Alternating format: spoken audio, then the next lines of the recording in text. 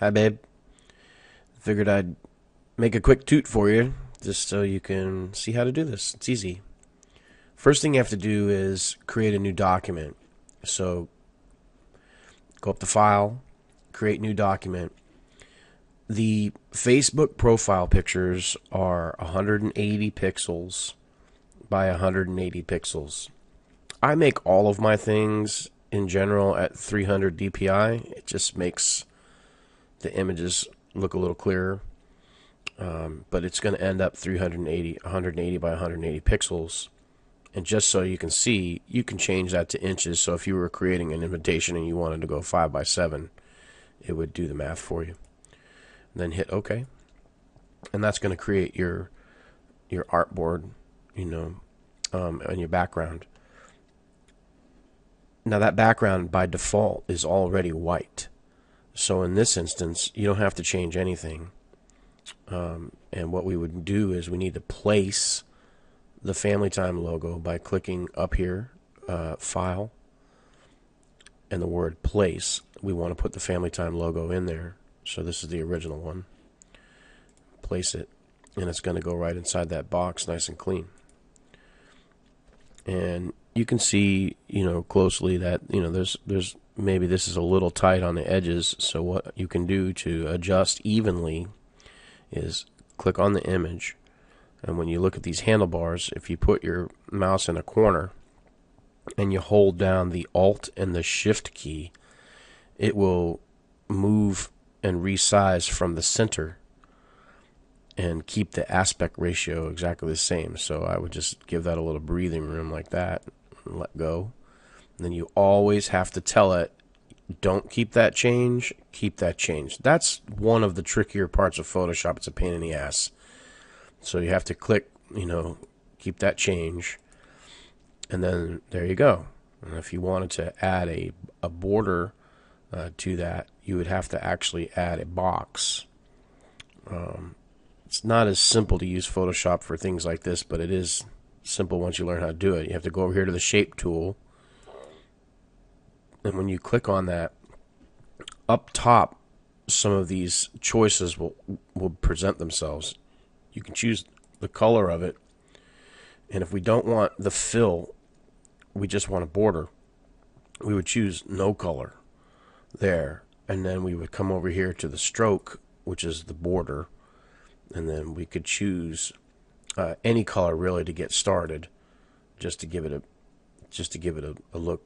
And then we would pick the width of that stroke, and I'd say probably like 3 pixels to start would be a good one.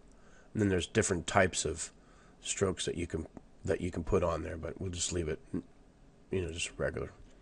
And then all those parameters are set up, and I would just take my cursor, put it in the top corner, and draw around the box, and that's obviously crowding our space and it's the wrong color. Now if I click that box, those choices are not back up here. I actually have to click on that tool and it'll show you those things again. And I can come down here and I can kind of change that to 1, and that makes it a thinner border all the way around. And I just click away from the screen anywhere. But now I've got a problem with the color, and that's really easy to change actually. Is I can click on it here, I can click my square tool over there, I can go back up to the color here. Now I don't see the color I want out of these choices, but I can click this little color wheel here, and that gives me the ability to either type in my numbers, choose a number from the color from the spectrum, or if I reach outside, it's already the eyedropper tool. I can click on their logo. It's going to match that color up, and I can hit OK. And then that matches in real nice. And then just little tiny touches that you can do with a border. You can mess around with this if you want to. Is you can go over here to your layer panel, where the layers is, and double click over here to the right. And this whole list of cool things you can do, and you can just try things. But like an inner shadow kind of adds a little bit of dimension or an inner glow, you know, changes things around. Or you could change the color here as well. You know, there's different things that you could do to it. But just showing you. I think an inner shadow, if I click on it, it gives me these kind of ideas, and I can shrink that down a little bit. Hit OK.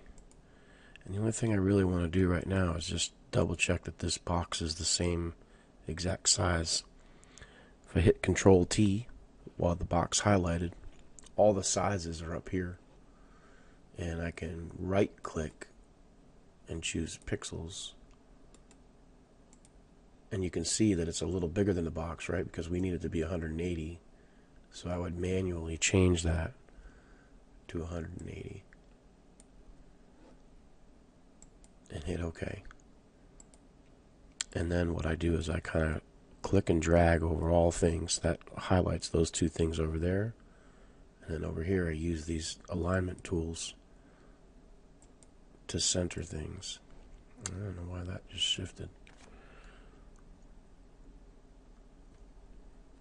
And I just put them in place. And that looks pretty good right there. Now we got to get it out of here by hitting Save for Web.